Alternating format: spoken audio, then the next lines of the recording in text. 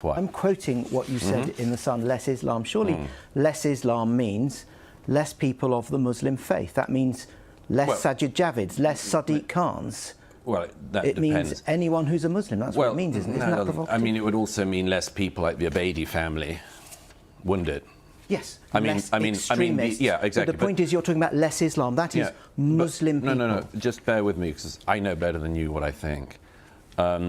This country has had a wildly stupid and lax immigration policy for decades.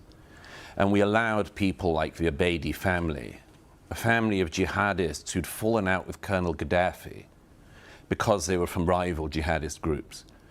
When the Abedi family fell out with Colonel Gaddafi, they came first to London and then to Manchester. And one of the sons they gave this country was Salman Abedi, who at the age of 22 killed 22 young girls at the Manchester Arena in a suicide bomb. One, by the way, for every year of life this country gave him. His brothers just stabbed and thrown boiling oil at 3 prison wards. Let me bear with you. Why were the Abedi? Hang on. Why were the Abedi family in the UK? Why is nobody interested in asking that? And I'll tell you what the problem here is. There are lots of types of extremism. You get far-right extremism, far-left extremism.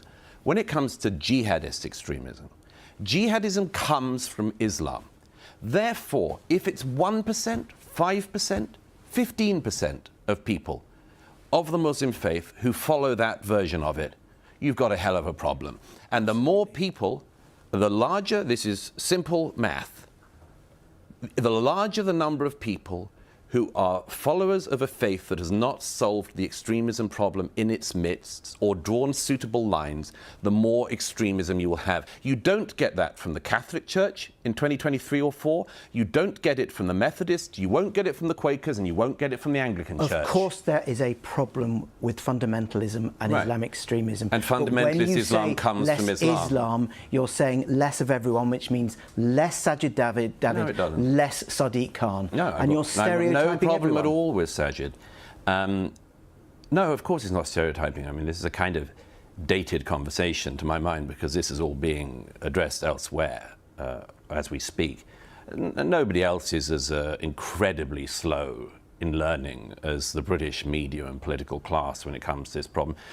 Why is it the case that Saturday after Saturday we have thousands of people going through major British cities who support the death cults who would murder Jews and the rest of us next? That's a question you and I and Newsnight should answer.